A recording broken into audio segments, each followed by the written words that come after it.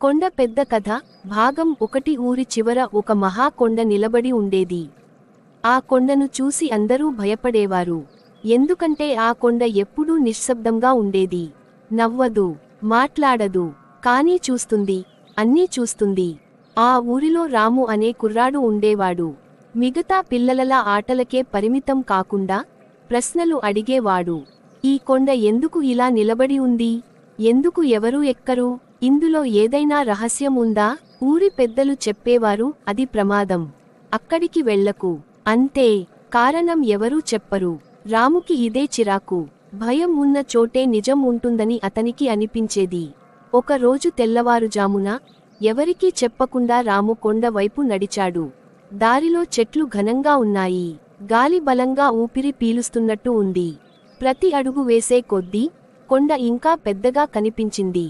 అరుగు దాటగానే అతనికి ఒక వృద్ధుడు ఎదురయ్యాడు.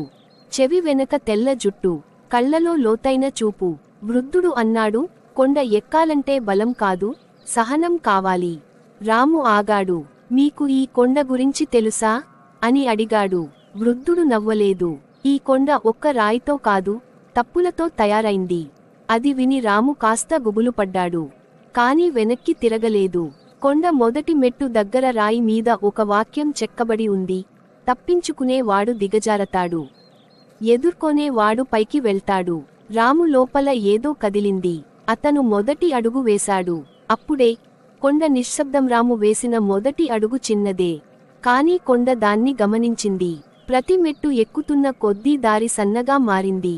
వెనక్కి చూస్తే ఊరు చిన్నగా కనిపిస్తోంది. ముందుకు చూస్తే ఏమీ కనిపించదు. అది కొండ అసలు ట్రిక్ అనుమానం. అప్పుడే రాయి జారింది. రాము సమతుల్యం తప్పి కింద పడబోయాడు.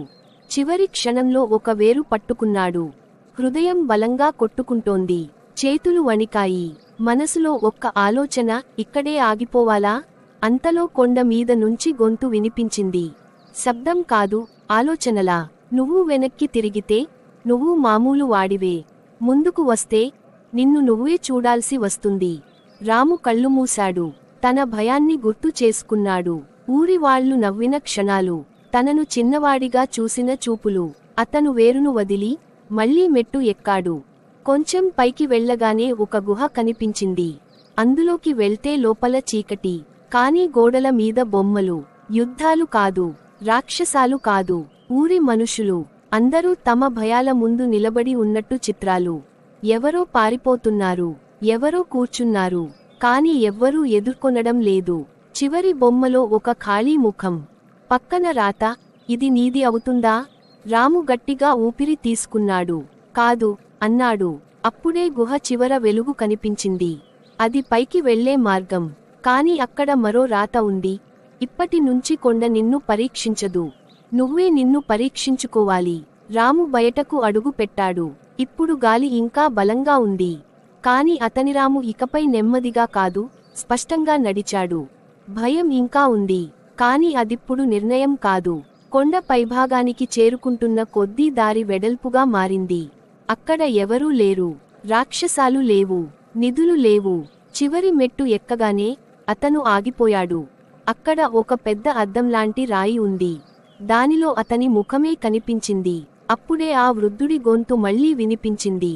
ఇది కొండ కాదు రాము, నీ భయం, నీ ఆలస్యం, నీ తప్పించుకోవడం. రాము చుట్టూ చూశాడు. ఊరు కింద ఉంది. అది చిన్నగా కాదు, స్పష్టంగా కనిపిస్తోంది. వృద్ధుడు ఇప్పుడు అతని వెనక నిలబడ్డాడు. ఎవరూ ఈ కొండను జయించలేదు, ఎందుకంటే జయించాల్సింది బయట కాదు.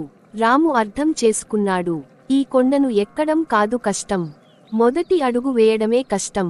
వృద్ధుడు అన్నాడు, నువ్వు దిగితే మళ్ళీ ఇదే కొండ కనిపిస్తుంది, నువ్వు మారితే ఈ కొండ కనిపించదు.